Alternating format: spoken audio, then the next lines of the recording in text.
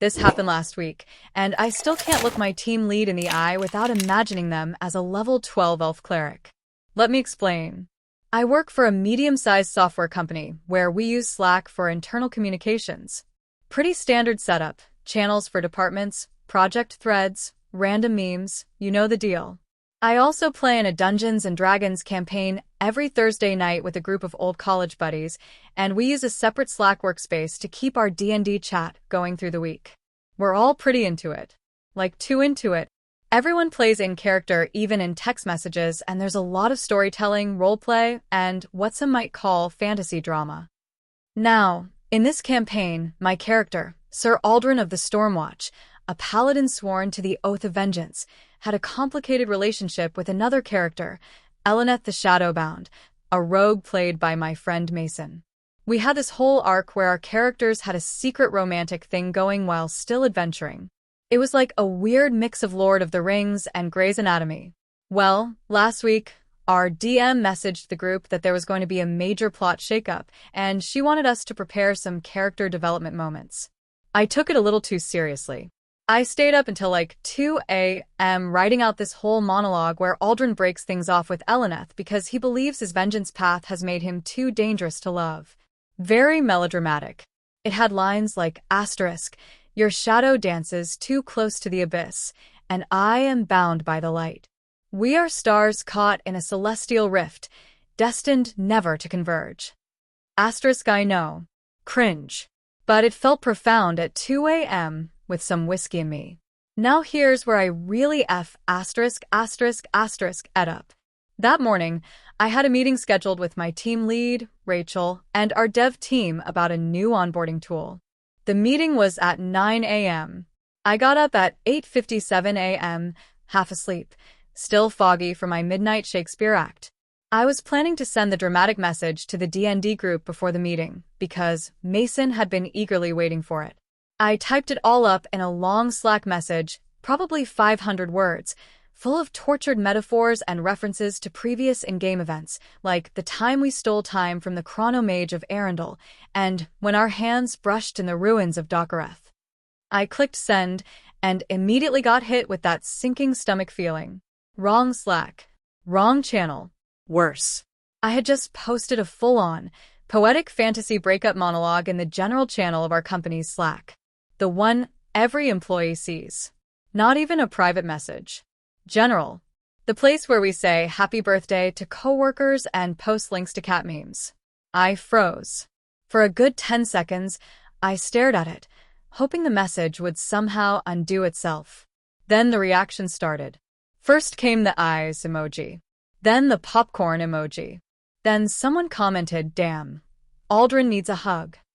Another person wrote, "When HR gets involved with the Shadowbound." And then Rachel, my team lead, replied, "Should we reschedule the meeting so you can process this breakup?" I wanted to log off the internet forever. I deleted the message after maybe 90 seconds of it being live, but that was long enough. People screenshotted it. Someone made a dramatic reading and posted it on our internal memes channel with background music from Gladiator. Another dev added voice effects and turned it into a TikTok video titled "When Your Paladin Has a Mental Breakdown at Work." It now has 13K views. I am not tagged, but my shame is eternal. After the meeting, which I attended with camera OFF, I got a DM from Rachel that just said, "FYI, company Slack is for company business." Also, 10 out of 10 writing. Are you a published author? I wanted the earth to swallow me whole. The next D&D session, Mason couldn't stop laughing every time I spoke in character. He kept saying, "Careful, Aldrin, don't send your next vow of vengeance to your HR rep." My DM told me I now have in-game disadvantage on all charisma checks for emotional instability. Brutal. On the bright side, several coworkers have since messaged me asking to join a D&D campaign. Apparently, there are more closet nerds in my office than I thought. We might even start a company game night. Silver linings, I guess. But every time I open Slack now, I triple-check the workspace. I still get flashbacks when I see the #general channel. And I will never, ever, write in-character fantasy romance monologues before coffee again. Ever. If you enjoyed the video, Don't forget to leave a like and subscribe to the channel. It helps the content grow and motivates me to create even more great videos. Turn on notifications so you don't miss any new uploads.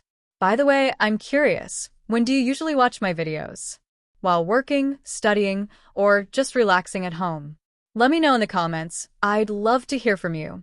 Thank you for your support. This happened a few weeks ago, but I'm only now starting to live it down and only barely. So I, 28M, have been dating my girlfriend Lucy, 26F, for almost a year now. She's funny, smart, and honestly just the best thing to happen to me in a long time. We met at work, bonded over our mutual love for horror movies, and things moved pretty quickly from there. Here's the thing, Lucy grew up in a very religious household. Think multiple Bible verses on every wall, no TV growing up, prayers before literally every activity, yes, even before getting in the car, and a pastor dad who used to perform full-on exorcisms during revivals. Lucy herself isn't super strict about religion anymore, but her family? Hardcore. I knew that going in, but up until recently, I hadn't met them. So the time finally came for me to meet the family over Easter weekend. She warned me ahead of time to just be chill, and maybe don't mention that time you went to a haunted asylum for fun. Fair. I dressed conservatively, practiced my yes ma'am, no sir, and was determined to make a good impression. Day one was fine.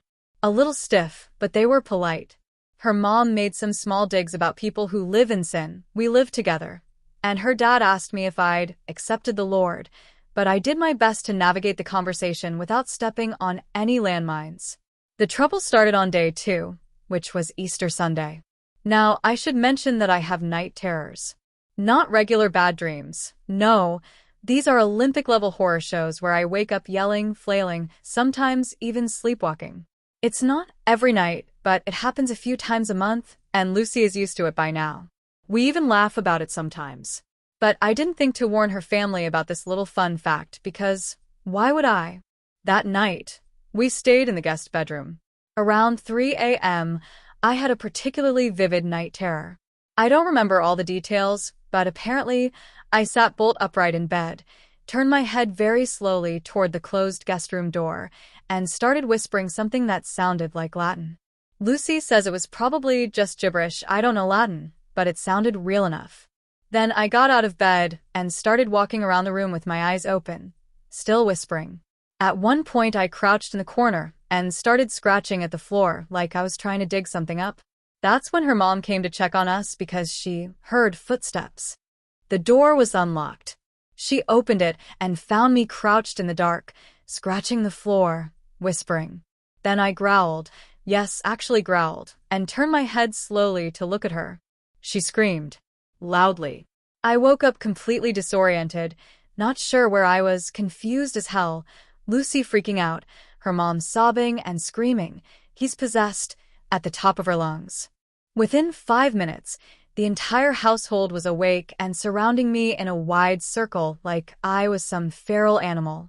Her dad ran to grab his anointing oil. Her older brother had a Bible and a baseball bat. Her younger sister was literally holding up a crucifix like she was in a horror movie. And me? I'm standing there in borrowed pajamas with no idea why everyone's looking at me like I just climbed out of the TV in the ring. Lucy tried to explain. He has night terrors. This happens sometimes. But it didn't help. Her mom kept screaming that no human makes noises like that and insisted I had a darkness inside me. Her dad asked me point blank if I had dabbled in the occult, and when I joked, I mean I did play with a Ouija board once in college. That didn't go over great. He started praying louder. They actually tried to perform a deliverance. Not a full exorcism, but they did lay hands on me, shout pray in tongues, and demand the demon leave my body. Meanwhile, Lucy is trying not to laugh because she knows how absurd this is, but also wants to avoid World War III. Eventually, I got them to back off by pretending to cough up an imaginary demon and saying, I feel much better now. Bad move. Her dad almost fainted. Her mom started screaming again. Lucy practically tackled me to the ground to get me to shut up. We left that morning. We were supposed to stay another night and do a family brunch, but no one made eye contact with me at breakfast. Her dad said he would keep me in his prayers, and her mom gave me a book titled Spiritual Warfare: Defeating Demons Through Faith. I wish I was joking.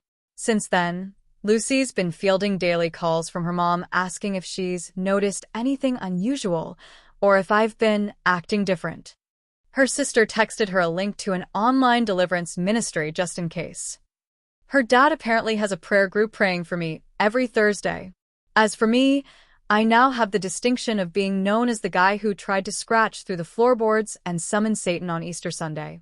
Needless to say, I'm probably not getting invited to Thanksgiving. So this happened about 3 weeks ago, and I'm still recovering emotionally. I, 27M, live in Montreal, Canada, where a solid chunk of the population speaks French. I do not. At least not fluently. I grew up in an English-speaking household, took a few years of French in high school, and can order a croissant without accidentally starting a political debate, but that's the limit of my linguistic ability. Enter Camille. Camille is this gorgeous, effortlessly cool woman I met at a mutual friend's dinner party. She's French, like from Paris, and had only been in Montreal for a few months. She's got that artsy vibe, like she's always coming from or going to a gallery, and she wore this giant scarf even though it was only kind of chilly, which I guess is a French superpower. Anyway, we hit it off in English. She said she appreciated that I didn't immediately try to speak French to her like a lot of guys apparently do, trying to impress her with 3 Duolingo lessons and a baguette. So, naturally, I decided I would become that guy. I start brushing up on French, watching movies, downloading language apps, listening to French podcasts during my commute. I was determined to show her I cared about her culture and maybe, just maybe, flirt with her in her native tongue. 2 weeks later, she invites me to this little art thing, some pop-up exhibit her friend was hosting at a boutique gallery downtown. She mentions that it's very French and most people there will probably be speaking it. This is when I should have bowed out gracefully.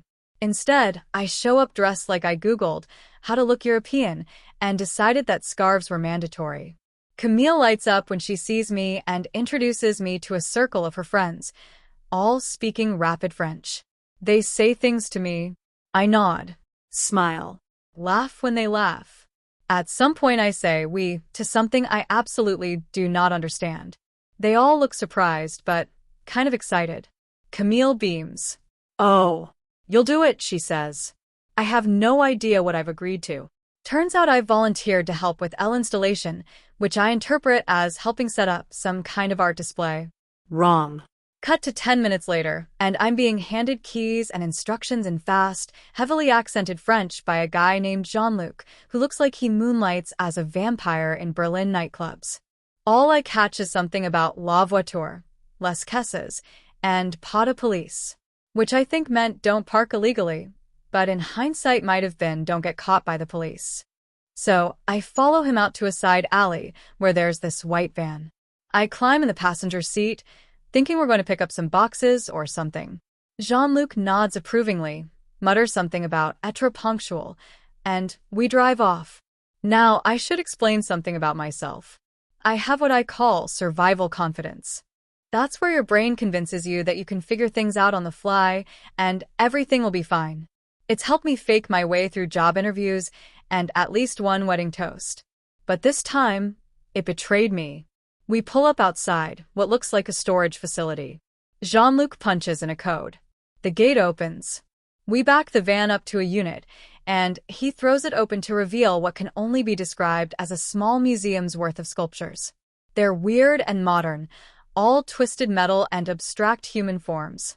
He says something about fragile, manner avec soin, and hands me gloves. I help him load them into the van, trying not to ask too many questions. The whole time, I'm sweating through my ironically chic turtleneck because I have a growing suspicion that this is not entirely legal. We drive back to the gallery. Camille waves at me from inside, clearly impressed that I went on this artistic errand. I help Jean-Luc unload the sculptures. Everyone claps when we bring the last one in. Camille kisses me on both cheeks. I am, in that moment, the king of French. Then the police show up. At first I think it's just routine, until they come inside and immediately start shouting. People scatter. Jean-Luc bolts out the back like he's been training for this moment his whole life. I freeze, still wearing the white gloves. An officer grabs my arm and starts rapid-firing questions in French. My brain completely short-circuits and I say, "Je suis l'artiste?"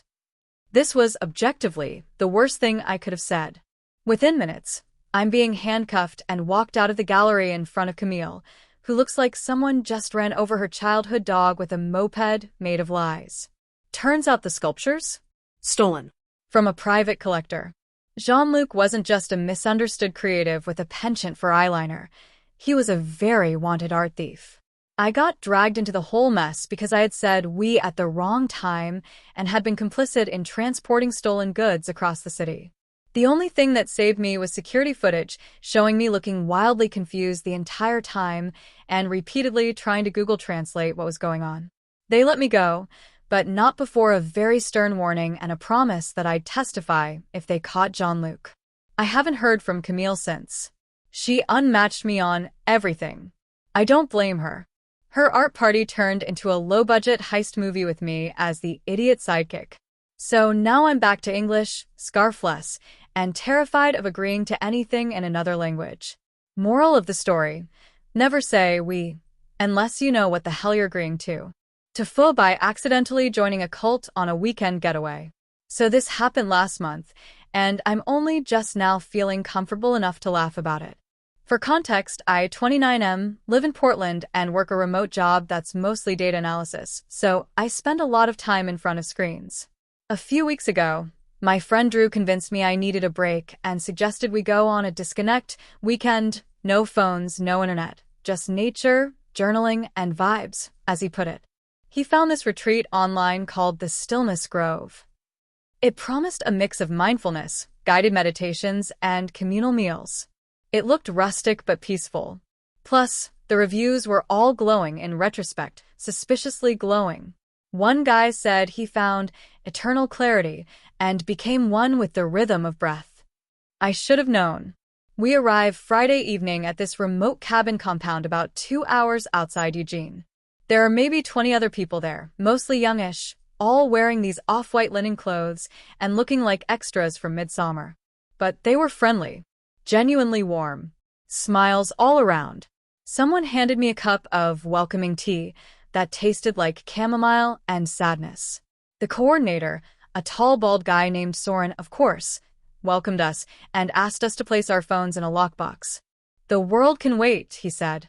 So far, weird but not horrifying. Friday night was just introductions, a meditation session, and some organic vegan stew that looked like it had been run over by a tractor, but actually tasted amazing. Everyone talked about letting go of the ego and finding unity in silence. It felt like a yoga retreat. I was vibing. Saturday morning is where things started to tip into the what the actual F is going on asterisk territory. We were woken up at dawn by the sound of flutes. Literal flutes. Like 5 people walking between cabins playing pan flutes and softly chanting, "Awaken to the light." I thought I was dreaming. Drew thought it was super ethereal. I thought it was culty as hell. We were led to a circular clearing for the alignment. This involved standing barefoot in the dewy grass, holding hands in a circle, and humming. Then Soren came out with a wooden staff, no joke, and started giving the sermon about the great rejoining. He said the world was fractured by ego, tech, and consumerism, and we were the chosen ones who had been called to stillness. I nudged Drew like, "Bro, what the hell is this?" He just whispered, "Dude, just lean in. It's a vibe." Then came the part where we were asked to shed the false self. This involved stripping down to our underwear, shouting our birth names to the sky, and adopting new names for the weekend. People were screaming things like, "I am no longer Jennifer. I am Riverwave," and "Let the soul of Brandon die." When it was my turn, I mumbled, "I am no longer Kevin. I am Birch." Someone clapped. Another person shouted, "Welcome, Birch." I hated all of it. By Saturday afternoon, Drew was fully on board. He was now Zephyr and kept talking about third eye clarity and how time is an illusion. He started referring to Soren as the guide. I tried to talk to him privately, like, dude, this is getting weird, let's bounce. But he was like, you're resisting. You're scared of your own liberation. At dinner, raw mushrooms and fermented root stuff. I found out from one of the more lucid attendees, a girl named Solstice who used to be Bethany, that the group is technically not a cult, but a reconnection collective. They don't call it religion, but they do believe Soren is the reincarnation of a soul steward from the pre-fall age. That night we did a soul bonding ceremony under the stars. It involved lying on the ground while people whisper their traumas into your ears, then covered your body with flower petals. I was lying there with wild lavender in my armpits while a guy named Ashbone confessed how capitalism stole his father's spirit. It was the most Portland thing that's ever happened to me. At 2 a.m., I snuck out to try and find my phone in the lockbox. But the box was missing. Gone. I searched everywhere. That's when I heard someone behind me whisper, "Birch, you mustn't." It was Soren, standing barefoot in the dark, wearing a cloak made of what looked like hemp and feathers. He looked disappointed, like I'd let him down. He said, "The moment you fear your own stillness, the ego reclaims you." I panicked and muttered something about needing to pee, then ran back to my cabin. Sunday morning, I told Drew I was leaving. He said he wasn't coming with me. He said he was staying as long as the rhythm asks me to. I told him I'd call his sister to come get him if he didn't snap out of it. He just smiled and said, "The self you knew as Drew is no longer here." I walked 5 miles down the nearest road before I got a signal. Called an Uber. The driver picked me up in a beat-up Prius and asked why I was in the middle of nowhere. I told him I accidentally joined a cult. He didn't even blink. Just said, "Yeah, this area's got like 4 of those." I got home, slept for 14 hours, and spent the next day doom-scrolling and eating cheeseburgers, just to feel normal again. Drew, sorry Zephyr, texted me 4 days later from a borrowed phone. Said he's staying, until the moon tells him to leave.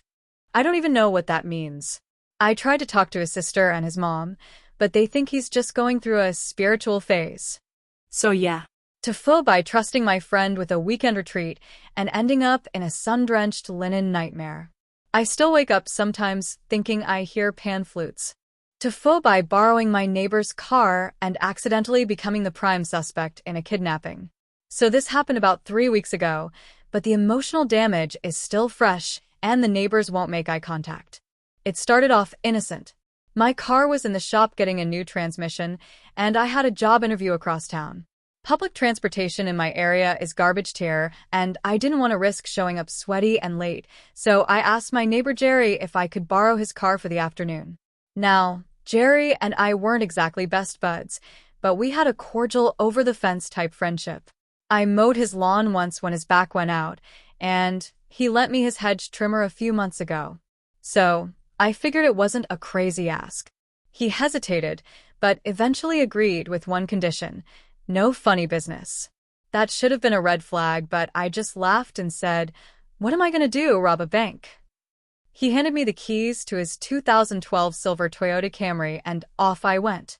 The car was surprisingly clean, smelled like a mix of leather cleaner and cinnamon gum, and had only a half tank of gas. The interview went fine, nothing spectacular, and I left the building feeling cautiously optimistic. That's when everything spiraled into chaos. I was halfway home when I noticed a small voice, like a muffled whimper. I froze. I turned off the radio, and there it was again. A clear, soft sound coming from the trunk. Now, this is the part of the movie where the main character makes the dumb decision. And yep, that was me. Instead of pulling over and calling the police, I decided to drive home and figure it out there. I didn't want to cause a scene or explain to some cop why I was driving a car I didn't own. I parked in my driveway, heart pounding, walked around to the back, and popped the trunk. Inside was a little girl, no more than 6, wearing a pink unicorn hoodie. Her eyes were wide and terrified, and she was duct-taped at the wrists. Before I could even react, she screamed. Loud.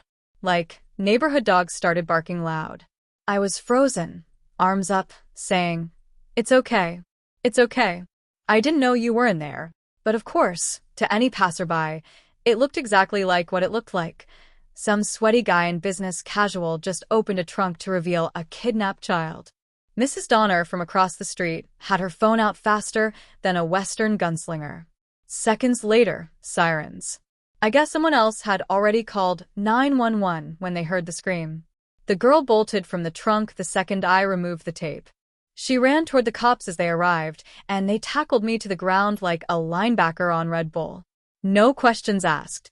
I was cuffed, face down in my own front yard, with half the neighborhood watching. Jerry's car was impounded. I was taken to the station and interrogated for 7 hours. During this time, they finally got hold of Jerry. And that's when things got even messier. Turns out, Jerry had a sister going through a rough divorce.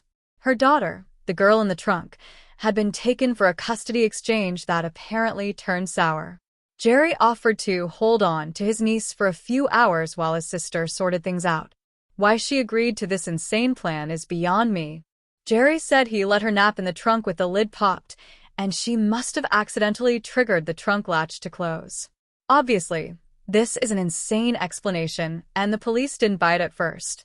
They were 2 steps away from charging me with kidnapping until video footage from a neighbor's Ring camera showed me leaving my house alone, Jerry pulling up minutes before, opening the trunk, and speaking to someone inside before walking away. After 2 days of being held, fingerprinted, and treated like a monster, I was released with a vague apology and told I was no longer under investigation. Jerry, however, was arrested for child endangerment and obstruction. His sister got her daughter back. The media got wind of it. Thank you, nosy Mrs. Donner, and a local news station ran the story with my mugshot, even though I wasn't charged. Here's the kicker. I got ghosted by the job I interviewed for. I assume they Googled me and saw the story. Not exactly employee of the month material when your face pops up under man found with child in trunk. I've since sold my house and moved to a different neighborhood. Not just because of the incident, but because I couldn't stand the pitying or suspicious looks anymore. Imagine trying to explain this story to the new neighbors without sounding like a lunatic. You just can't. I also now triple-check every car I get into. Paranoia doesn't even cover it. All this because I wanted to make a good impression at an interview and borrowed a car. So this happened last weekend, and I still don't know whether I should laugh, cry, or just move to a new city and start fresh. I, 32M, work full-time as a tech support specialist for a mid-sized software company. It's not glamorous, but it pays the bills, and I'm good at it. That being said, the cost of living in my city has gone ballistic in the past couple of years, so about 8 months ago, I picked up a second job, a part-time gig doing food delivery for a local upscale catering company on weekends. Think weddings, corporate luncheons, private chef gigs. It's very hush-hush, very white glove, very don't make eye contact with the wine. The thing is, my life has become this tight Rubik's Cube of scheduling and task juggling. I'm constantly flipping from headset-wearing tech guy to bow-tie-wearing food courier. I've got separate uniforms, separate bags, even separate playlists on Spotify to get into the right mindset. One is EDM and energy drinks. The other is jazz piano and cold brew. Last Friday, I was slammed at my tech job. We had a server migration go sideways, and I worked a 13-hour day. I barely slept that night. The next morning, Saturday, I had a big catering drop-off scheduled at noon. The client was some mega-rich couple throwing a garden party with hired performers, a string quartet, and actual live peacocks walking around. I wish I was making that up. The whole thing was supposed to be discreet and seamless, caterers in and out, no disruptions like food fairies. But I forgot. I totally forgot. My brain woke up in tech support mode. Saturday morning, I get a call from my company's CTO. He's panicking about a patch not deploying correctly.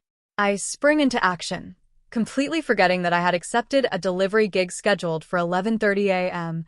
with a tight drop-off window that ended at noon. I was supposed to pick up the food from our prep kitchen, drive it 45 minutes across town, and set up in their back garden.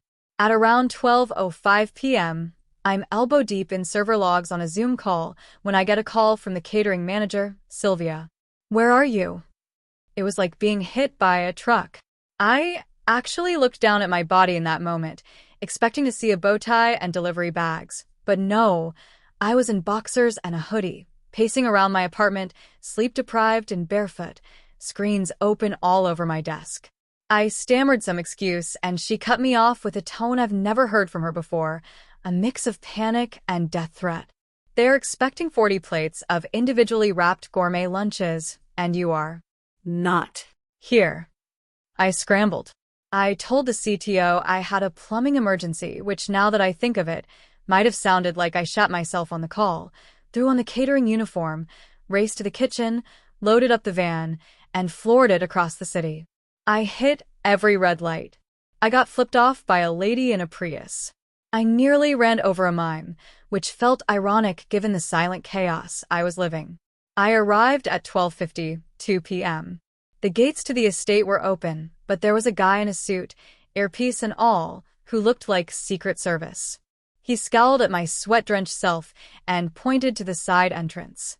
I backed the van in and started unloading when I realized I'd left the dessert course, these tiny, delicate mango panna cottas in glass ramekins, in the fridge back at the kitchen.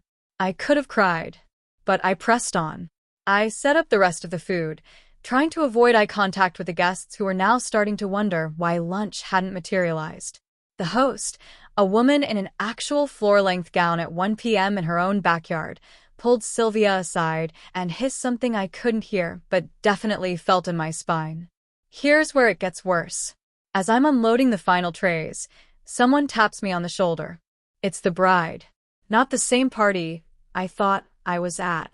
No, there were two events happening back-to-back at the same estate. One was the garden party I was late for. The other was a surprise rehearsal lunch for a wedding that was supposed to be a secret. And guess what? I had started setting up the wrong food at the wrong event. These weren't finger sandwiches and wine pairings. These were vegan fusion small plates with personalized name cards and edible flowers.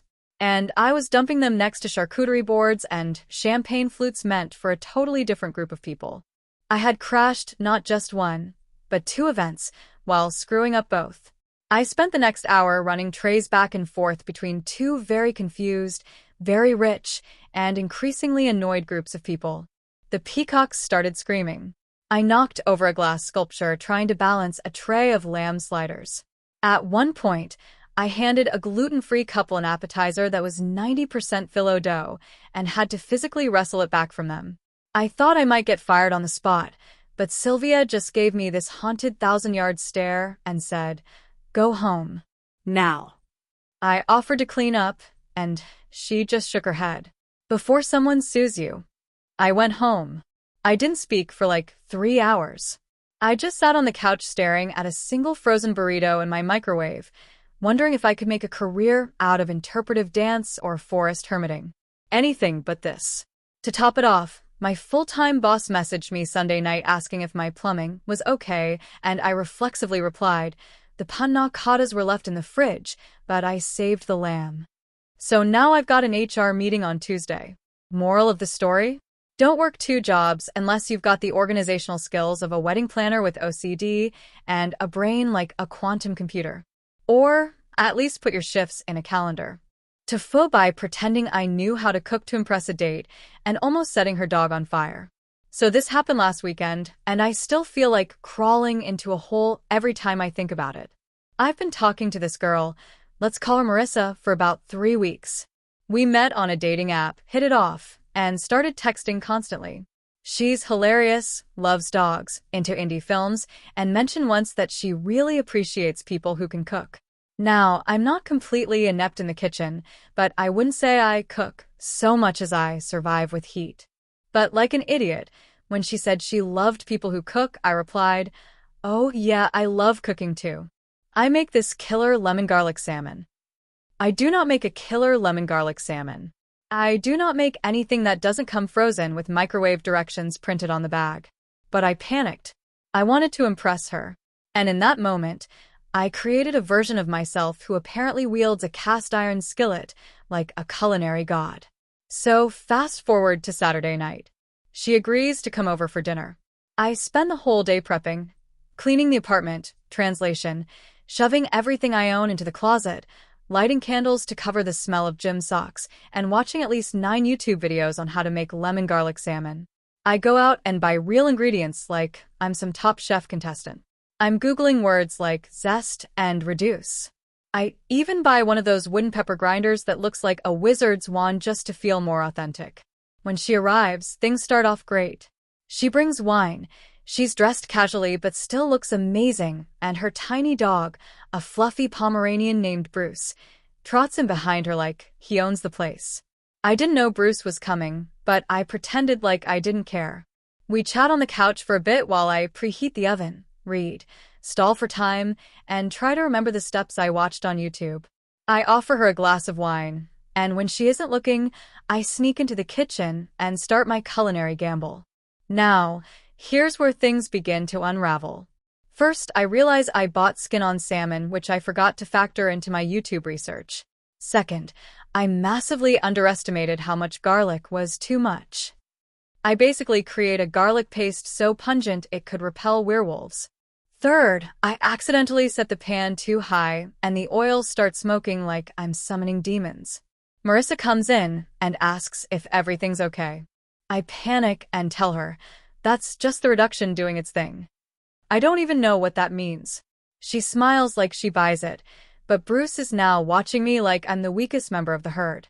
Anyway, I somehow manage to get the salmon into the oven.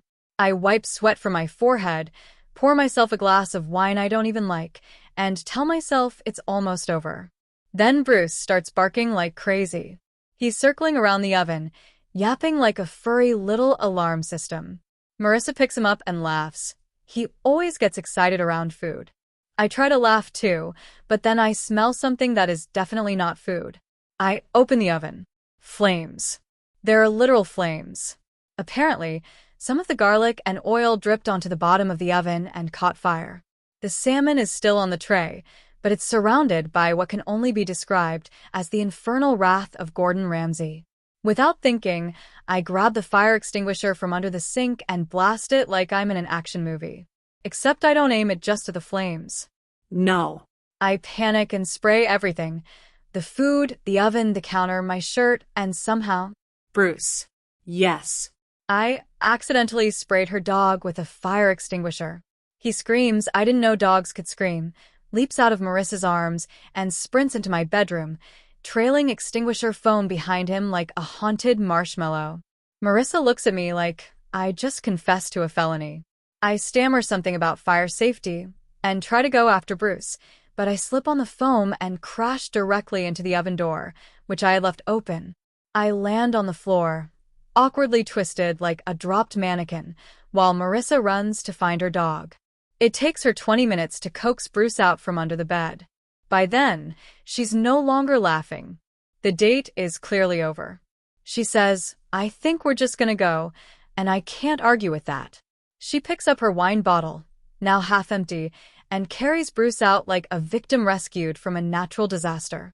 The last thing she says is, I think you're a really nice guy. Just maybe stick to takeout. I haven't heard from her since. Also, my apartment still smells like burnt garlic and extinguished dreams. TIFU by letting my boss think I was being held hostage for 3 days. This happened last month, and I'm just now starting to be able to laugh about it. For context, I work in a mid-sized marketing agency with a pretty laid-back boss. Think, young entrepreneur trying to make the office fun but accidentally causes chaos on a weekly basis vibes. My role is mostly remote, but I'm expected to be available during work hours for meetings and urgent tasks. One Friday morning, I decided to take a day off. I had some unused PTO and planned to use it for a long weekend staycation. I made sure to mark the day as PTO on my shared calendar and told my immediate team on Slack. I didn't directly message my boss though, because he's notoriously bad at reading messages, and I figured the calendar would be enough. That morning, I woke up to a massive migraine. The kind that makes you feel like your brain is trying to claw its way out of your skull. I took my meds, turned off my phone, closed the blackout curtains, and crawled back into bed, determined to just sleep it off. This part is important. I never turned my phone back on that entire weekend. Meanwhile, chaos was unfolding in the outside world. Apparently, my boss had completely ignored the calendar notice and didn't see the Slack messages either. He tried to call me around noon to ask for a file he needed urgently. Straight to voicemail. He messaged me. No response. He asked around the team. Everyone said I was off that day. He didn't buy it because he hadn't approved the PTO. Spoiler, he did. Weeks ago. He just forgot. Fast forward to Saturday. I'm still in migraine hell. My blackout curtains and complete phone shutdown basically turn my apartment into a sensory deprivation chamber. I wasn't checking email or anything, and since I live alone and have minimal family contact, no one else noticed I'd gone dark. Boss tries again to call. Still nothing. Starts getting worried. Checks my Instagram. Sees I haven't posted anything in 48 hours, which is apparently unusual for me. Decides something is wrong. Like, really wrong. This man, instead of doing something sane like calling a friend or just waiting till Monday, goes into full Netflix true crime mode. Starts spinning a theory that I've been abducted or am being held hostage and forced to act like everything's normal. His brain somehow stitches together the following details. No posts on social media. No replies to texts or calls. Apartment lights seen off in a photo someone else posted nearby. One of my recent tweets was about watching a documentary on cult kidnappings. I made a joke on Slack 2 weeks ago about wanting to disappear for a few days. He decides to call the police. Yes. The actual, real-life police. By Sunday afternoon, my landlord is unlocking my door while 2 officers step into my apartment with their hands on their holsters, ready for a hostage situation. What they find instead is me, unconscious in bed, surrounded by empty Gatorade bottles and saltine crumbs, wearing a sleep mask with "Go away" stitched in bold letters. I woke up to an officer gently shaking my shoulder and asking, "Ma'am, are you safe?" Naturally, I freaked the hell out. I had no idea what time or day it was. I thought maybe I was still dreaming. It took a full 10 minutes to explain that I was not being held against my will. I just had an absolutely devastating migraine and had turned everything off. After an hour of questioning and a wellness check, they left, slightly amused but mostly annoyed. Then I turned on my phone. I had 37 missed calls, dozens of texts, Slack messages from coworkers saying things like, "Just let us know you're alive," and one panicked voice message from my boss that said, verbatim, "If they're making you read this, just cough twice and I'll know." I called him immediately. He picked up on the first ring and screamed, "Are you okay?" I tried to explain, but he wouldn't let me talk for a full 5 minutes while he unloaded all his conspiracy theories, including that he thought my cat had been posting on my behalf to throw him off the scent. I don't even have a cat. It took hours to reassure everyone that I had just been sick and hadn't realized how deep the rabbit hole had gone. HR had already been notified. A company-wide email had gone out asking for any information about my last known whereabouts. One of the interns even started a TikTok series called Finding Sarah, which, to my horror, was blowing up. Monday morning, I returned to Slack to a tsunami of memes, jokes, and virtual hugs. My boss apologized profusely but also claimed he did the right thing. HR decided not to discipline anyone, but now there's an official communication during PTO policy that includes checking in at least once unless you're incapacitated, which, ironically, I was. My team bought me a cake that said, "Welcome back from your kidnapping," and someone printed t-shirts that say, "Hostage Survivor 25. So yeah. I accidentally ghosted my job, so hard they thought I was being held captive. On the plus side, I now know that if I ever am in real trouble, my boss will go full Liam Neeson in under 48 hours. Hey, friends! If you enjoy this content, don't forget to like the video and share your thoughts in the comments. We really want to know what you like and what can be improved. What do you think of the video? Are there any topics you'd like to see in future videos? Your feedback really helps us get better. Thanks for being with us. TIFU about 3 weeks ago, and I'm just now emerging from the social wreckage like a dazed raccoon climbing out of a flipped trash can. My younger brother, Jake, got married last month. It was a big deal for our family. My mom had been dreaming of this wedding since Jake and his now wife, Becca, started dating in college. They're that annoyingly perfect couple, adorable, organized, and with Pinterest boards for literally everything. The wedding was held at this fancy old estate that now operates as a wedding venue. Think Converted colonial mansion with ivy-covered walls, a manicured garden, and staff that walk around like they're allergic to smiling. Jake asked me to be his best man, which I took very seriously. Too seriously. I thought I'd write the funniest, most heartfelt speech of all time, like legendary tier stuff. I had not one but 3 drafts, ran them by friends, and even tried delivering one to my dog for feedback. She left halfway through, which should have been my first clue. Anyway, the wedding day comes. It's a beautiful spring afternoon. Birds are chirping, Becca looks like a goddess, Jake's crying before she even walks down the aisle. It's picturesque, almost annoyingly so. Things go smoothly until the reception. The speeches begin. Father of the bride kills it with a tearjerker. Maid of honor is funny, light, lots of inside jokes. Now it's my turn. I get up there, and I'm nervous but excited. I open strong, get some laughs, and then I go off script. Big mistake. I start telling the story about how Jake once had this thing for Becca's best friend, Claire, before he met Becca. It was meant to be funny, like, haha, look how far we've come, sort of thing. But as I'm telling it, I realize the room is going dead quiet. Claire's face is pale. Becca looks like she's trying to swallow a lemon. Jake is just staring at me, eyes wide. Turns out, Jake and Claire hooked up once at a party during freshman year. Way before Becca, but she didn't know. Neither did like half the room. I try to pivot mid-sentence, but it's too late. The story is out there, floating above the shrimp cocktail like a bad fart. I fumble the rest of the speech, raise my glass awkwardly, and sit down in shame. Becca gets up and walks out. Jake follows her. The room is a stunned silent soup of whispers and clinking silverware. I want to disappear. I sit there like a statue, hoping maybe the floorboards open up and swallow me whole. About 15 minutes later, Jake comes back in alone, looks directly at me, and says, "I think you should leave." Like he's a bouncer. At his own wedding. I grab my stuff and bail. Not just out of the venue. I go home, put my phone on airplane mode, and spend the rest of the night watching reruns of The Office and trying not to cry. The next day, I wake up to a nuclear-level text thread from my mom. "What were you thinking? Your grandmother heard everything. You ruined this for everyone. Call your brother right now." Apparently, Claire left early too, in tears. One of the guests, some distant cousin with a blog and a thirst for chaos, posted a wedding horror story thread on X, formerly Twitter. It went viral. Like viral.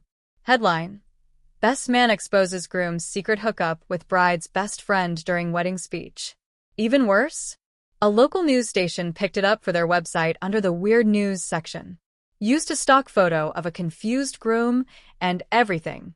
They didn't name names, but enough details were there that anyone from our town could piece it together.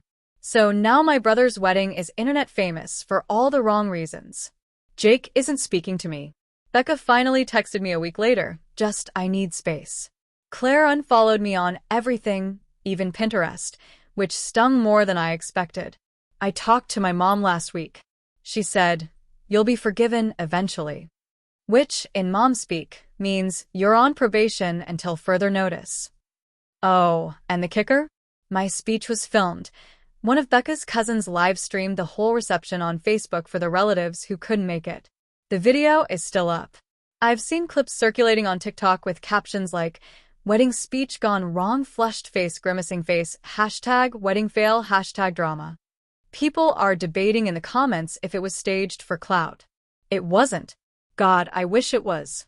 I've deleted all my socials for now, and I'm considering moving to a monastery. Or maybe somewhere Wi-Fi doesn't exist. So yeah, That's how I, in under 10 minutes, turned my brother's wedding into a public scandal, destroyed several relationships, and accidentally became the star of a viral TikTok for being the worst best man of all time. TIFU. Hard. This happened last weekend, and I still wake up in a cold sweat thinking about it. I, 29 am usually a pretty responsible guy, but I made a string of poor decisions that snowballed into the most humiliating and chaotic day of my life. What was supposed to be a wholesome, romantic weekend turned into a story that my friends will never let me live down.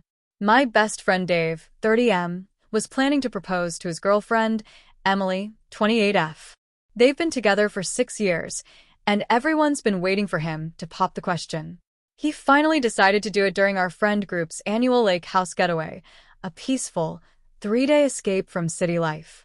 The lake house is owned by another friend, Mark, and it's the same place we've all gathered at every summer since college.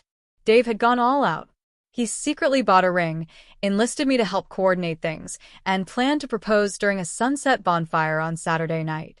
I was in charge of setting up the fire pit, stringing some fairy lights in the trees, and discreetly placing a Bluetooth speaker to play their favorite song, some sappy acoustic thing that made me roll my eyes but also tear up a little.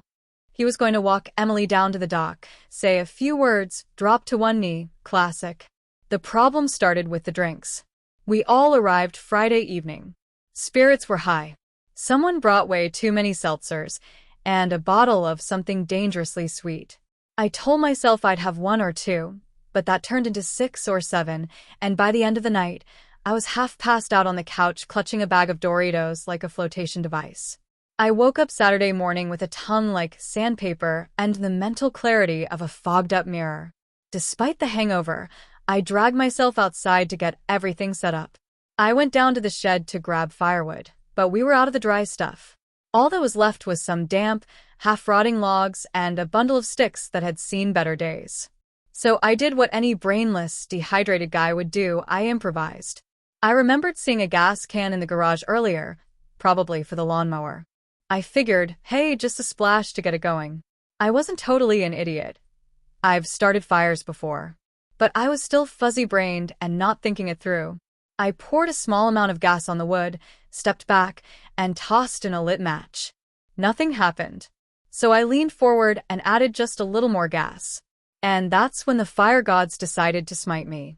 The flame caught the vapor trail, and in a split second, there was a hump sound followed by a fireball that shot up like a mini mushroom cloud.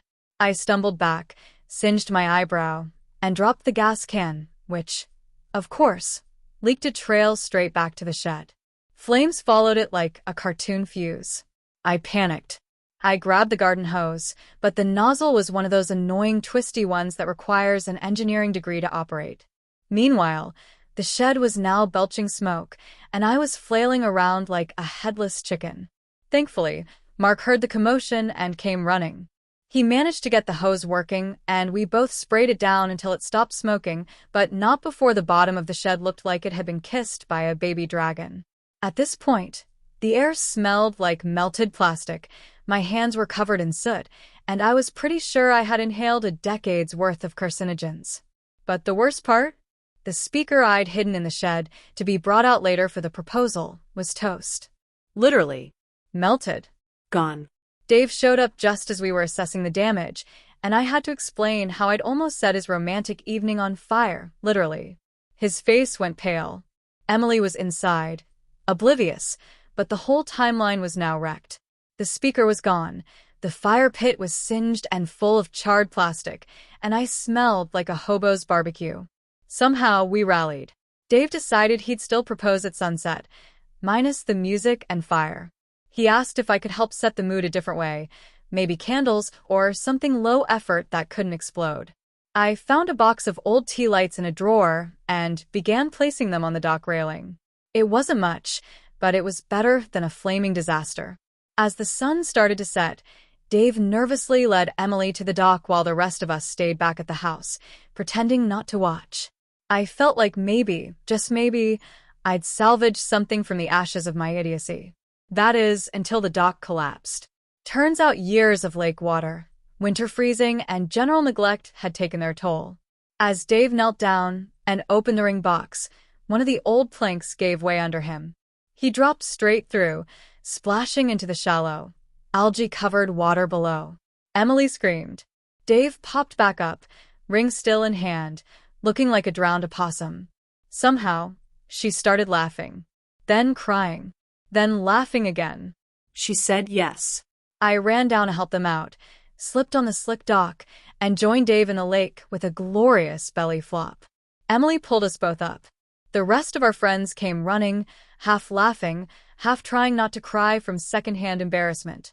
So now, The proposal story that was supposed to be picture-perfect includes a fireball, an almost burned-down shed, a melted speaker, a collapsed dock, and me, the clumsy arsonist groomsman who just couldn't handle a can of gasoline. And the kicker? Emily loved it. She said it was unforgettable and perfect in its own chaotic way. She even made a joke about having the fireball scene printed on their wedding invitations. Dave forgave me. Barely. But I've been banned from fire-starting duty for life. TIFU by trusting the fart during a job interview at a prestigious law firm. The kind with monogrammed pens, floor-to-ceiling windows, and conference rooms named after dead judges. You know, the type of place where people say things like, per my last email, with bloodlust behind their eyes. I've been unemployed for a few months, so when I got this interview, I panicked, shaved, suited up, and crammed everything I could about corporate litigation the night before. It was all going fine until my stomach betrayed me in the most spectacular way possible. So here's how it started. I'd had a breakfast burrito that morning. Not from a reliable spot. I was running late, desperate for something to calm the gnawing hunger and caffeine shakes. Enter Tino's taco truck, parked outside the train station like a mirage sent by Satan himself. It smelled amazing. Eggs, chorizo, beans, cheese. Everything you'd want, and everything your lower intestine would very much not want before a high-stakes meeting in a high-rise building. Flash forward to 10:45 a.m. I'm in the law firm's waiting area on the 28th floor. Stomach is gurgling a little, but manageable. I figure it's just nerves and maybe some indigestion. I'm even convincing myself that a good fart might fix everything. There are 5 people ahead of me. They all look like they stepped out of LinkedIn profile photo shoots. I'm trying to keep my cool, clutching my little folder of resumes, but the pressure in my gut is building like an unpaid bar tab. By the time they call me in, I'm feeling a solid 6.5 on the Richter scale of gastrointestinal distress. But I tell myself to power through. The room is enormous. Bookshelves that no one has ever read from, a long table that probably cost more than my student loans, and 3 people sitting across from me, each dressed like they handled billion-dollar lawsuits before breakfast. The interview begins. Polite small talk. Where did you go to school? What kind of law are you interested in? What's your biggest weakness? I'm killing it. My mouth is saying intelligent things, while my internal organs are engaged in a silent protest. Then they ask me a hypothetical question involving a breach of contract and fiduciary duties. I open my mouth to answer, and that's when I made the worst decision of the day. I trusted the fart. Now, anyone who's experienced the sudden betrayal of a fart that's more than just a fart knows that there's a distinct moment, a fraction of a second, where you realize your mistake. That was me mid-sentence, trying to explain the difference between negligence and gross negligence. My face froze. Time slowed down. The 3 interviewers looked at me expectantly, unaware of the internal chaos I had just unleashed into my own suit pants. I paused for a second too long. One of them tilted their head like a golden retriever. Are you okay? Yep, I said, my voice 2 octaves higher than normal. Just lost my train of thought. At this point, I had no choice but to continue. I finished the hypothetical, every second sitting in my own failure, praying that it wasn't noticeable. I couldn't tell if it was a full disaster or just a warning shot, but I wasn't about to investigate mid-interview. I felt heat rising from both my stomach and my soul. Every shift in my seat was like spinning the wheel of fortune. Would it smear? Would it spread? Would it make a sound? Miraculously, they didn't notice. Or, at least, they were too professional to show it. We got through another 5 minutes. But then came the worst part. The stand-up handshake. I was now sitting in a suit that may or may not have been harboring a biohazard, and I had to rise, with dignity, shake hands, and walk out like I hadn't just created an OSHA violation in a $300 chair. I stood. Slowly. Carefully. I felt a cold panic as I straightened. I couldn't be sure if I'd leaked. The chair looked clean. Thank God. I shook all 3 hands with what I imagine was the clammiest grip of the day. I walked toward the door, still clenching everything I had, when one of them said, "Oh, you dropped something." I froze. My soul left my body. Had something fallen out? Was it visible? I turned around in slow motion. The interviewer was holding a pen. My pen. It must have slipped from my folder. Sweet mercy. I nodded, took it, muttered a thank you that sounded like I was being strangled by guilt, and practically sprinted to the elevator. Now, the worst part wasn't over yet. The moment I got inside the elevator, alone, I let out a slow, controlled exhale and everything. Let go. It was like Niagara Falls, but with shame and despair. My stomach had lost all its will to live. Thank God no one else was in the elevator, because I absolutely filled it with what can only be described as an airborne war crime. But elevators have cameras. And as I glanced up, I saw the little lens pointing right at me. Someone, somewhere, has footage of a sweaty, panicked man in a suit letting loose a gastrointestinal symphony and then frantically pulling at the waistband of his boxers to assess the damage. The final horror came in the building lobby, where I tried to stealthily exit and realized with one horrifying glance down that there was a faint but unmistakable stain on the back of my pants, like a coffee ring on beige slacks. I bolted. Full sprint, briefcase slapping against my leg, like a man running from his own crime scene. I haven't heard back from the law firm. No call back. No polite rejection email. Just silence. They probably have a special Slack channel where they refer to me as the brown briefcase. I threw out the pants. I burned the underwear. I took the longest shower of my life and seriously considered changing career paths. Still might. But if nothing else, I now know two things. 1. Never trust the fart. 2. Never eat from Tino's taco truck before an interview. So this happened about 3 weeks ago, and I'm still reeling from the sheer social chaos I caused. I work at a mid-sized tech firm, nothing too fancy, but fancy enough that people like to throw around phrases like scalable synergy and ideate leverage. I'm in IT support, which means I'm the guy everyone calls when their Outlook calendar goes rogue, or they spill coffee into a USB-C port and pretend it just stopped working. Our CTO, a man we'll call Greg, is this hyper-organized, ex-military, ultra-disciplined type. The kind of guy who runs marathons for breakfast and answers emails at 4:02 a.m. with the subject line, "Action required."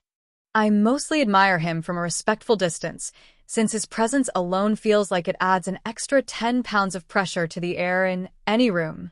Greg and I don't interact much, outside of the occasional, "Can you look at this?"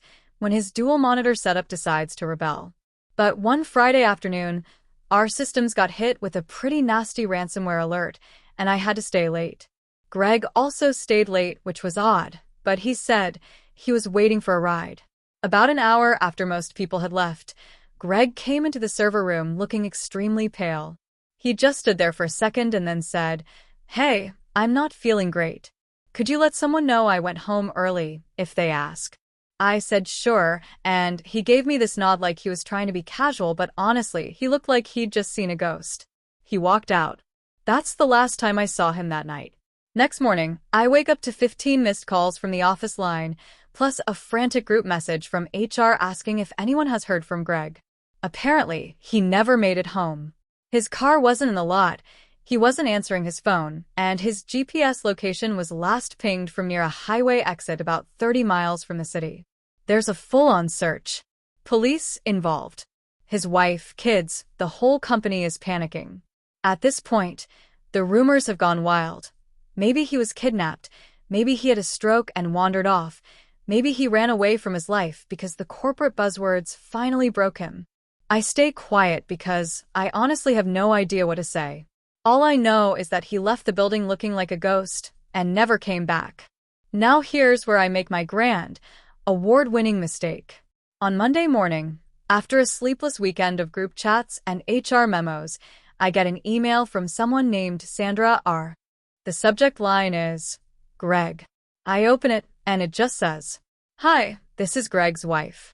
I was told you were the last person to see him on Friday. Can you please call me?" Of course, I call. She picks up immediately and sounds like she's been crying for 72 hours straight. I try to be comforting, tell her what I saw, how he didn't say much, just that he wasn't feeling well, and left.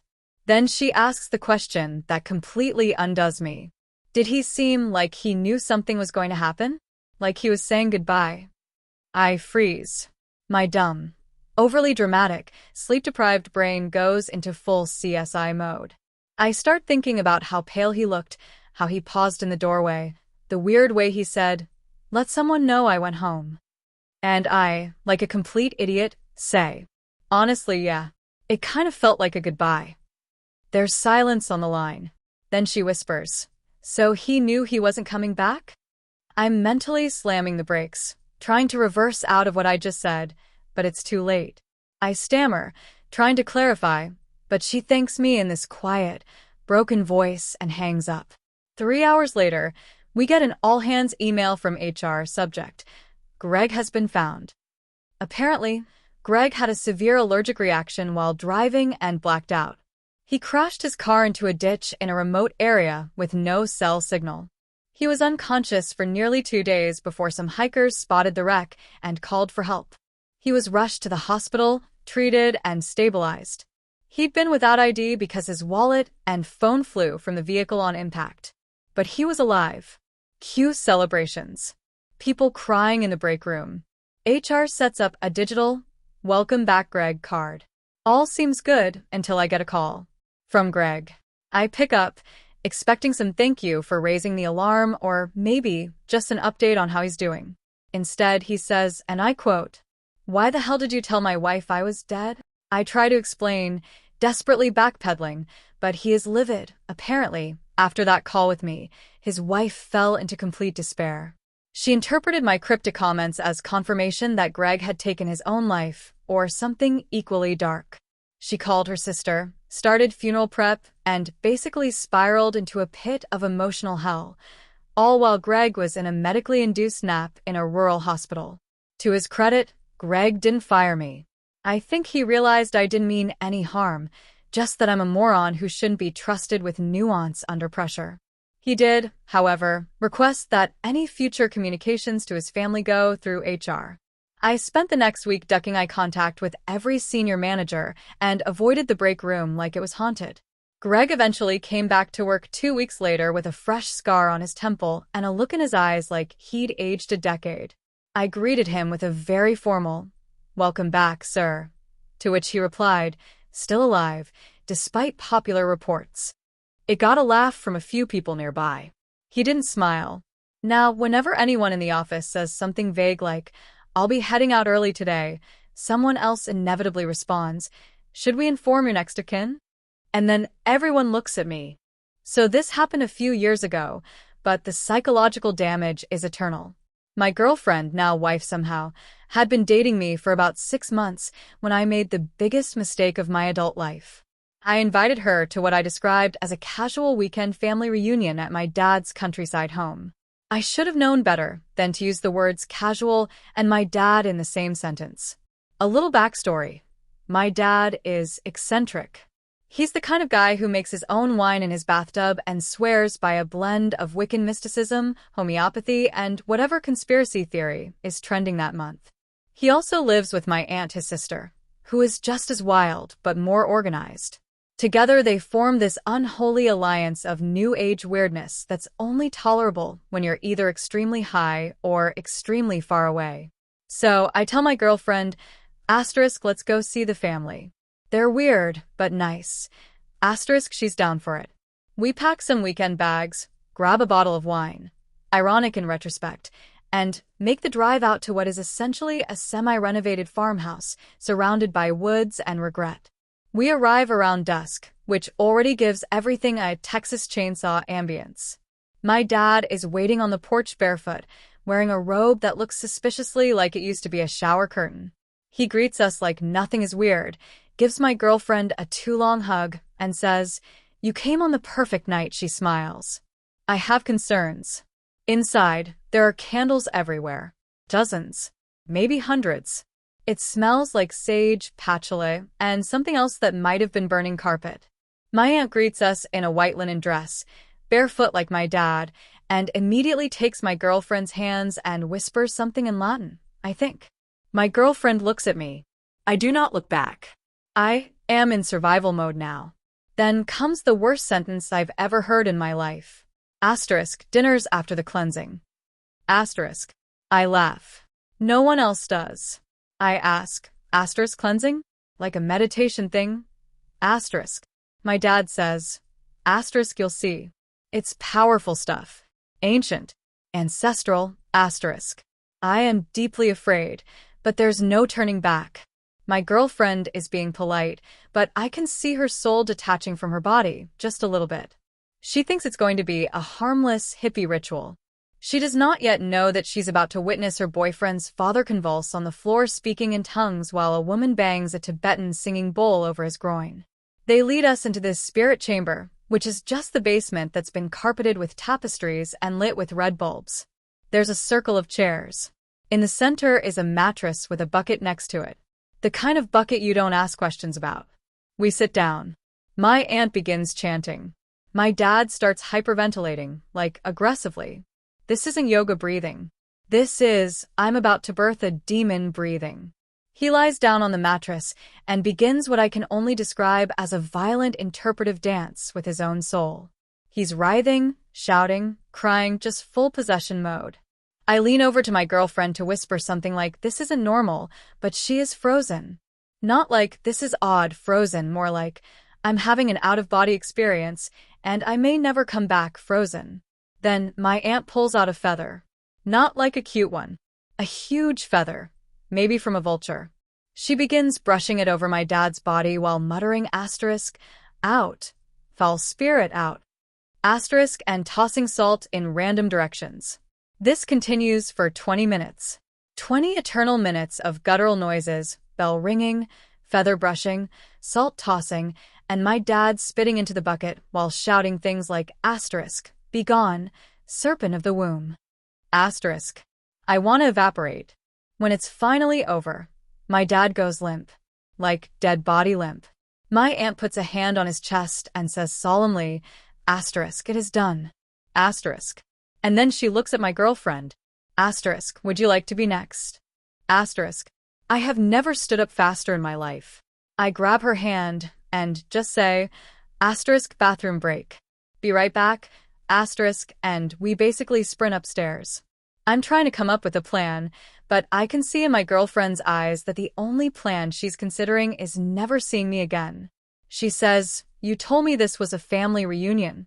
I say, technically it is. She says, is your whole family in a cult? I say, cults are tax exempt, so maybe? She demands we leave. I agree. But first, we have to get our bags from the guest room, which unfortunately is adjacent to this spirit chamber. We sneak past it, praying they don't sense our escape. But my aunt appears in the hallway like a horror movie villain and says, asterisk, before you go, take this. Asterisk. She hands my girlfriend a Ziploc bag filled with rose petals, quartz crystals, and a single raccoon tooth. We leave. We do not look back. On the car ride home, we say nothing for a long time. Then she whispers, asterisk, did he say serpent of the womb? Asterisk, and we both laugh, so hard we almost crash. Shock laughter. Trauma bonding. Somehow, that disaster solidified our relationship. Like, if you can survive a surprise exorcism together, everything else is easy. We even brought it up in our wedding vows. To this day, my dad claims he successfully banished a demon that night. And, in his own way, maybe he did. Because I haven't brought a single romantic partner home since, and that has got to be a win for everyone. Let me start by saying that I am not a parent. I don't have kids. I don't babysit. My knowledge of children is mostly limited to what I remember from being one. So when my sister asked me to help out at my nephew Liam's birthday party, I thought, sure, how hard can it be to hang out with a bunch of 6- and 7-year-olds? Very hard, as it turns out. Very, very hard. She called me the week before and said the magician they hired canceled last minute, and since I'm creative and have a good sense of humor, she thought I could step in and do something fun for the kids. I'm a graphic designer. My most entertaining skill is picking fonts. But I didn't want to disappoint Liam. He's a great kid, and I am the self-declared fun uncle. So I agreed. Big mistake. I decided to become Uncle Zappo, a mysterious wizard from a far-off land, Brooklyn, and planned a little show with some dollar store magic tricks, riddles, and a dragon egg scavenger hunt. I practiced in front of the mirror. I even ordered a wizard costume from Amazon. Long cloak, big floppy hat, fake beard, the works. I was fully committed. The day of the party, I show up in full costume, hiding in the backyard shed until it's time for my big entrance. There's a crowd of sugar-hyped kids, a table of parents trying to hide their wine in solo cups, and my sister nervously motioning for me to get ready. So I burst out of the shed in a cloud of baby powder, my DIY magic smoke, yelling, "Greetings, mortals. I am Zappo, master of mystic arts." The kids screamed, some with delight, some with absolute terror. I didn't think about how scary a 6 feet 2 inches man in a full black cloak and giant beard screaming out of a powdery cloud might look to a bunch of tiny children. 2 girls burst into tears immediately. 1 kid tried to run and tripped into the rose bushes. My sister's face went white. Undeterred, I launched into my routine, which involved some very basic magic tricks like pulling coins from behind ears and a levitating wand that was just glued to my finger. It was going okay until I got to the part where I pulled out my special effects prop, a glowing crystal ball I bought from a Halloween store. What I didn't realize is that it's not just a glowing ball. It makes random spooky noises. Very loud ones. The one I got had 3 modes: thunderstorm, ghost wails, and demonic laughter. Guess which one it defaulted to when I turned it on? That's right. Demonic laughter. So here I am, waving around a glowing orb while it cackles like Satan himself, shouting, "Do you dare face the challenges of the enchanted realm?" While kids start screaming, dogs are barking, and someone's baby monitor picks up the laughter and echoes it back in stereo. Absolute chaos. 1 kid ran into the house and locked himself in the bathroom. Another tried to attack me with a Nerf sword. A third literally peed his pants. My sister is yelling, "Turn it off. Turn it off," but I'm fumbling with the orb, which is now stuck on repeat laughter mode, and I end up throwing it into the kiddie pool to make it stop. It did stop, but it also started sparking and let off a little puff of smoke. Now it looks like I killed a demon in front of everyone. My grand finale was supposed to be the dragon egg hunt. I had hidden glitter-painted Easter eggs around the yard, each with candy or toys inside. But in my panic to regain control, I shouted, "Find the dragon eggs before the curse spreads." Apparently the idea of a curse spreading was a bad call. The kids didn't want to touch the eggs. 1 yelled, "Don't touch them. It's cursed." Another tried to bury one with a plastic shovel.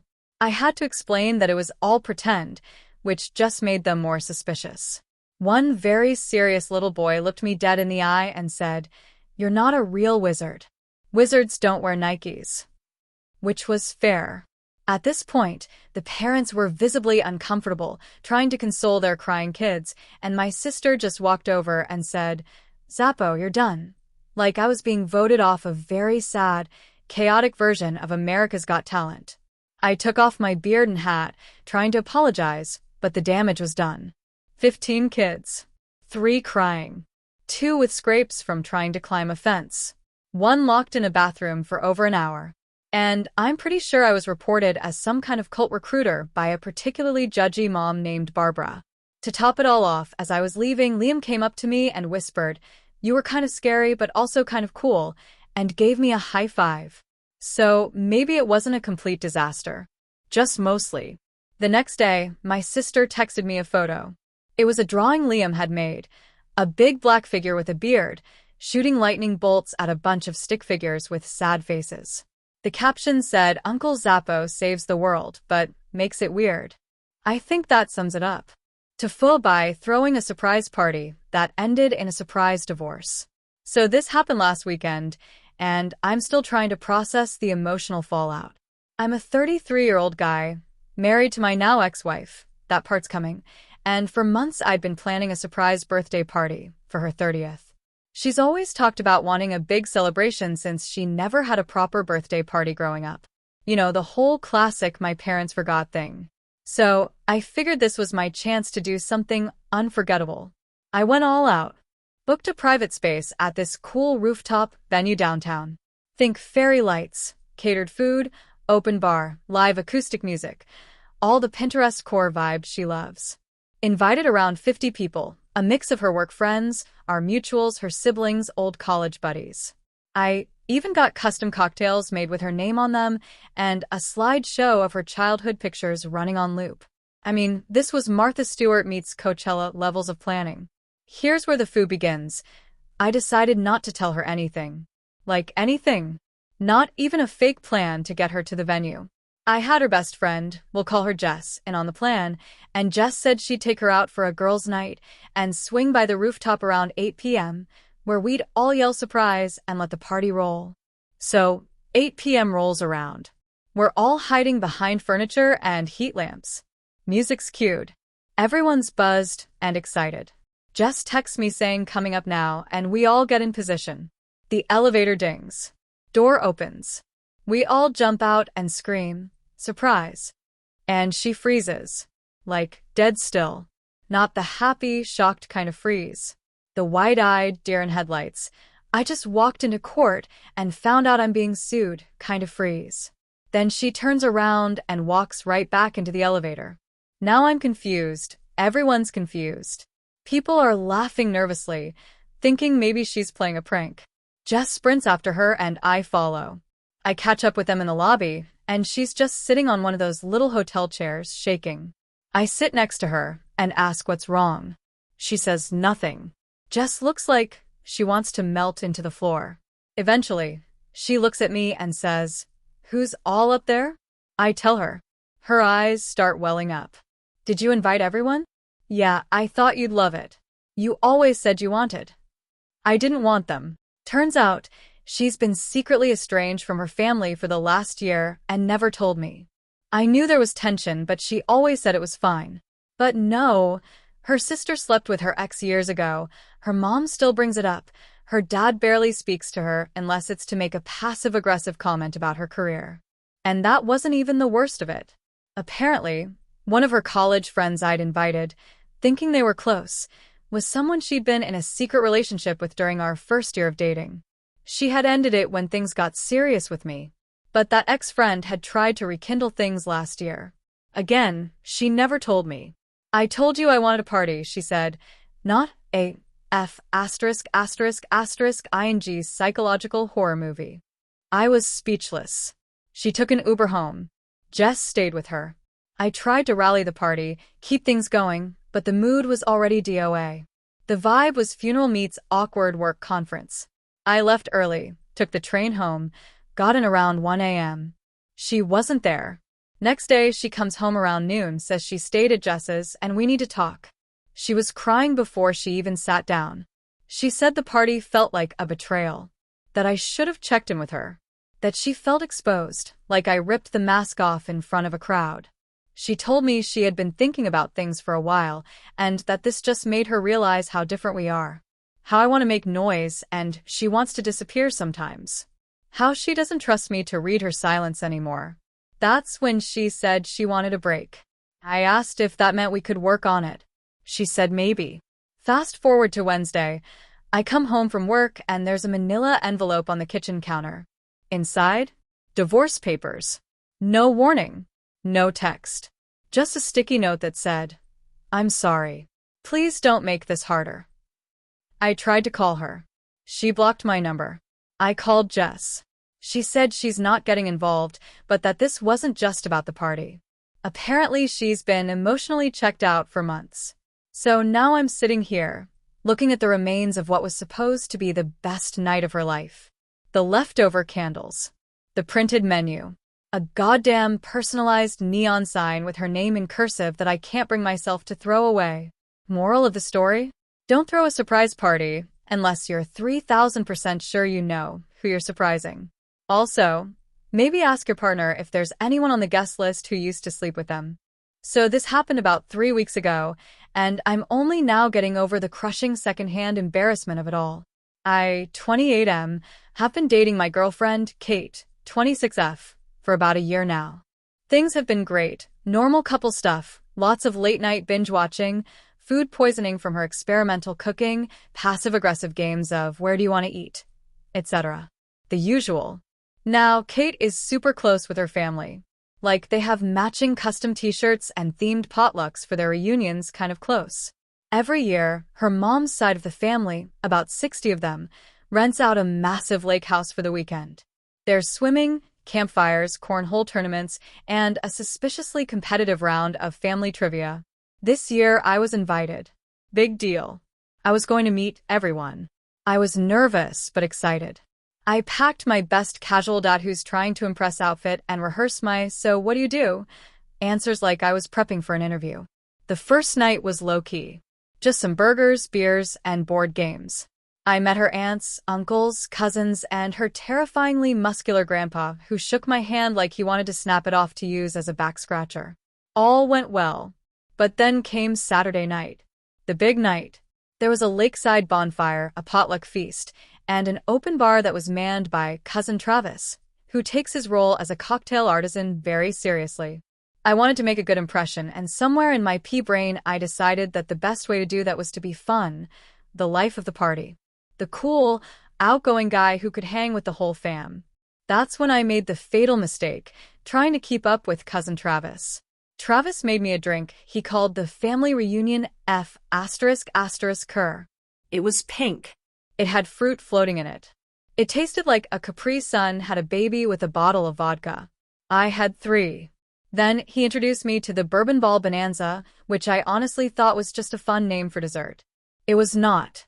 It was brown liquor with a chocolate syrup chaser. 2 of those. That's the last thing I remember clearly. Apparently, at some point, I tried to do a backflip off the dock, which would have been impressive if I hadn't also shouted, "I am Poseidon, Lord of Lake Springs," before belly flopping so hard my chest looked like a Jackson Pollock painting. I then challenged several of Kate's uncles to a wrestling match, screamed, "You cannot tame the wind," while sprinting into the woods, and attempted to climb a tree to find the Wi-Fi signal. But the crown jewel of the evening, and what I'm now forever known for, came much later. Kate's great-aunt Myrtle is this tiny, adorable 82-year-old woman who is sitting by the fire, wrapped in a shawl and sipping something out of a teacup. Apparently, in my drunken stupor, I sat next to her, patted her on the knee, and whispered very solemnly, "You have wise eyes. I trust you." Myrtle, bless her heart, leaned into the bit. "Thank you, child. I see your soul." That was all the encouragement I needed.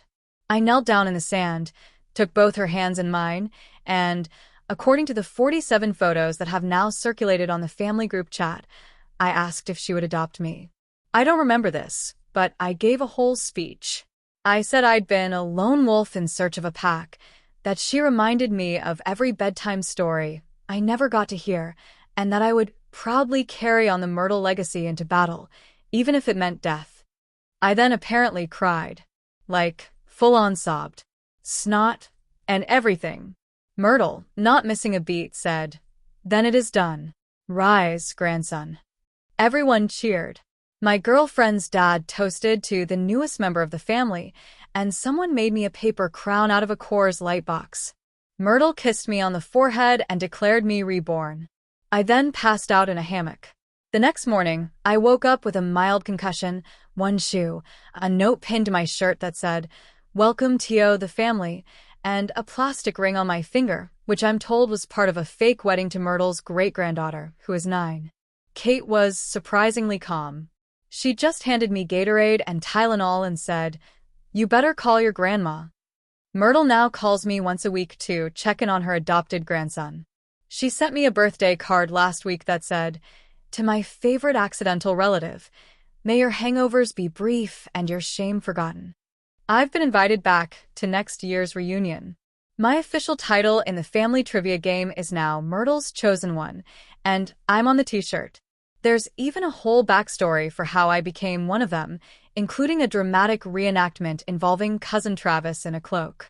Kate's family loves me. Myrtle said I'm a delightful idiot. But I will never drink anything Cousin Travis hands me again. Thank you for watching until the end. If you enjoyed this video, don't forget to like and subscribe to the channel so you won't miss new videos. Also, leave a comment. I'd love to hear your thoughts. Your support and engagement mean a lot to me. See you in the next video.